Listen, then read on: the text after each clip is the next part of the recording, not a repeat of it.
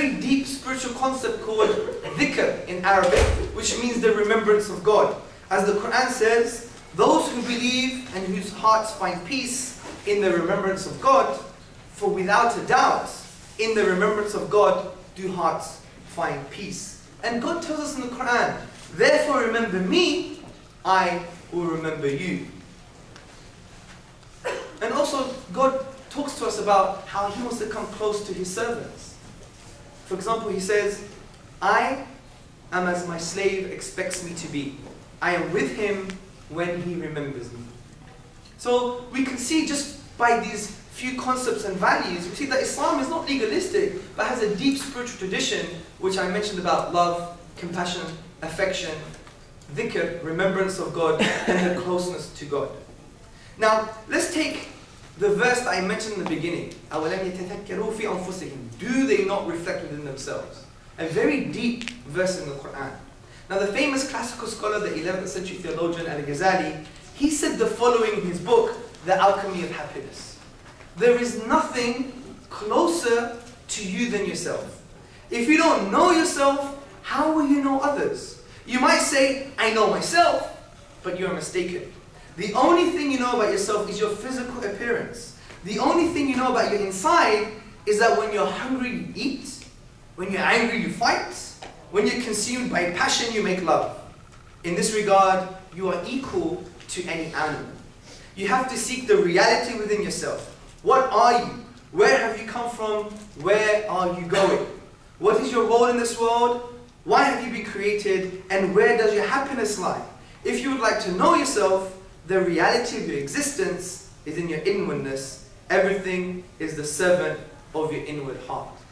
So just by scratching the surface, we understand that Islam has a deep spiritual tradition that not only facilitates reflection, but also guides the heart to a state of excellence via the means of dhikr, remembrance of God, following the values that the Prophet gave us of love, compassion, and affection.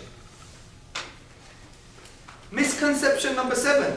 Islam facilitates terrorism. Who watches Fox News? You're sad. I'm only kidding. Okay, many of us are lucky enough not to watch Fox News. But if you were to see such channels, in my opinion, they could only be described as media vomit. Yeah? Because it's regurgitation of the most ridiculous type of media, so-called investigative journalism, stroke. I've run out of words, yeah? Because I was going to get into French at that point. So the point I'm trying to make is that you always hear about Muslims, they're terrorists, jihadists, Muslims want to fight and kill everybody. You know, Islam is not a religion of peace, it's a religion of pieces, yeah, body pieces, yeah? Islam is crazy, we want to go and terrorize the whole world, we have expansionist policies, we want to bomb, kill, murder, slay. This is the reality, this is what you see. This is what you see on the news, on the media, this is what we're fed by right-wing groups and by certain right-wing Zionists as well. But we have to really understand something. The concept of jihad in Islam is a very profound concept.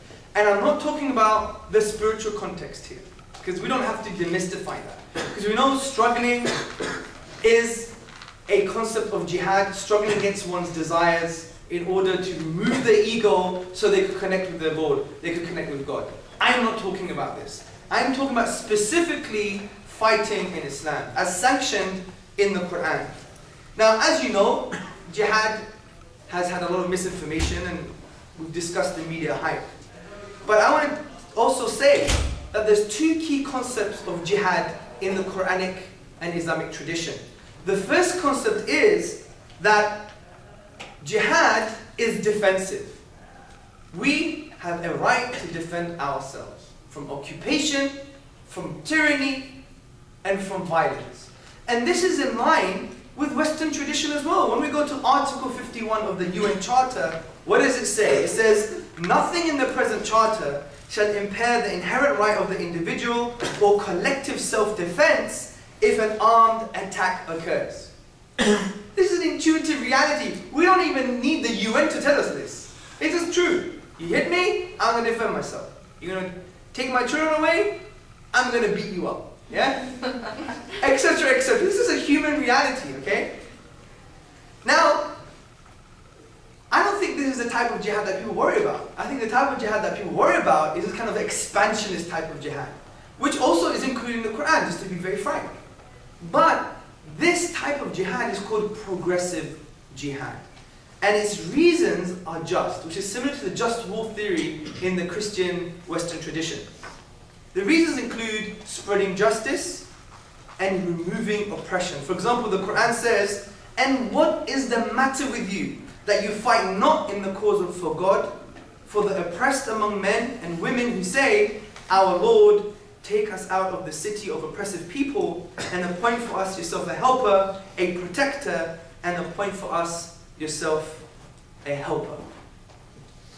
If people are oppressed and there's no more diplomatic means, then as human beings, it's our moral duty to save humanity from tyranny and oppression. And this is why the Quran says, "And fight them," the oppressors, "until there is no more oppression." And this is something that is a justification for what is called progressive jihad. And this is in line with the liberal tradition. For example, we have concepts such as liberal interventionism.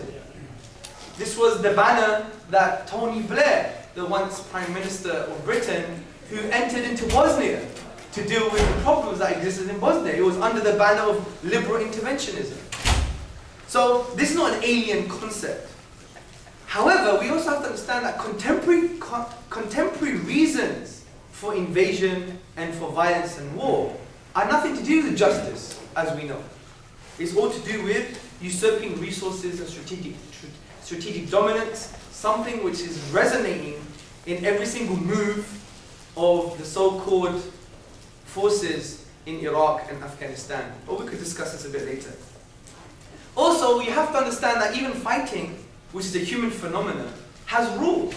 And the Prophet, peace and blessings be upon him, told us that we cannot kill women and children.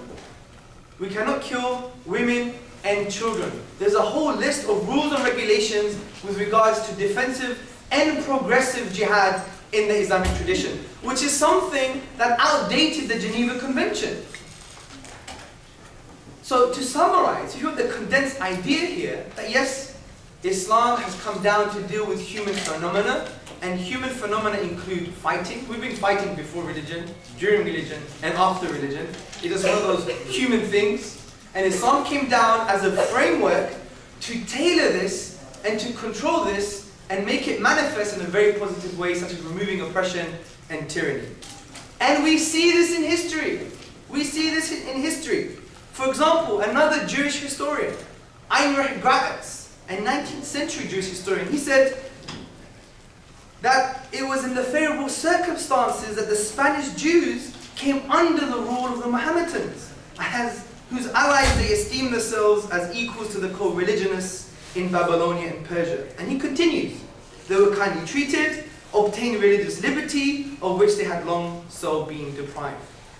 Again, we have rabbis in Italy, David De Rossi, Bertinoro. They traveled to Baghdad and said amazing things about the Muslims. We're not persecuted here. They're not annoyed by our presence. And this was the reality of when the Muslims used this comprehensive outlook of jihad in order to remove tyranny and oppression. Finally, the final misconception, and if you notice, I've given a few bullet points under each misconception so we can have a lengthy positive Q&A, because I think it's only by connecting with other human beings that we really get to know one another and we really get to demystify some of these misconceptions. The last one, and it's probably the one that you're waiting for, is about the Sharia, Islamic law. Yeah? It's unjust, it's barbaric. Now, before we even discuss this, I want you to listen to the following statements. Just listen very carefully. Everyone turn their radios off. Because we all have internal radios, yeah? You know that little voice that says, he thinks it's too funny, he thinks he's smart, he's got a British accent, and I don't like his beard, why is he mentioning Jews all the time? Yeah? It's in our head, it's reality, okay? We all have our internal radio.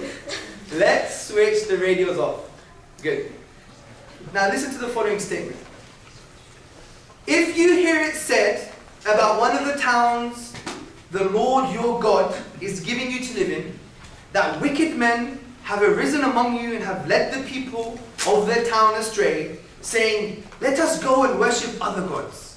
Then you must inquire, probe, and investigate it thoroughly. And if it is true, and it has been proved that this detestable thing has been done among you, you must certainly put to the sword all who live in that town. All. Destroy it completely, both its people and its livestock. Where has this come from? This has come from the Torah. Thank you. This comes from the Bible. Deuteronomy 13:12 to 16. Let me quote you something else. All Dutch nationals who are capable of doing so shall have a duty to cooperate in maintaining the independence of the state and defending its territory. And it continues. This duty must be imposed on residents of Netherlands who are not Dutch nationals. This came from the Dutch Constitution, Article 97. Now just by running away with these statements, taking a paragraph, having a little run with it, taking some part of the Constitution and going for a jog, an intellectual jog, okay? Thank you. We could run away with these statements, and we could have sound bites and generalizations and say, you know what? This is the basis for Zionist tyranny. You know what? This is the basis for European persecution of the Muslims. This is the basis for X, Y, and Z. Then we go to the Dutch Constitution saying, oh my God, the Dutch Constitution, one of the most liberal nations, they have oppressed us. And they're not good people. They claim to be liberals, but they hate us and they want to oppress us. Right? We could do that with these statements, right? They were quite harsh statements. But as Muslims and as human beings, we must transcend sound bites and generalizations. Everyone would agree with this. We must transcend this. Because interpretation of law, interpretation of a comprehensive legal code, whether it's secular, rabbinical, or Islamic, requires some comprehensive things to be in place. One, you must have knowledge of the language. Two, you must have rules of interpretation. For example, in UK statute law, you have the following rules of interpretation. The literal rule, the golden rule, the purposive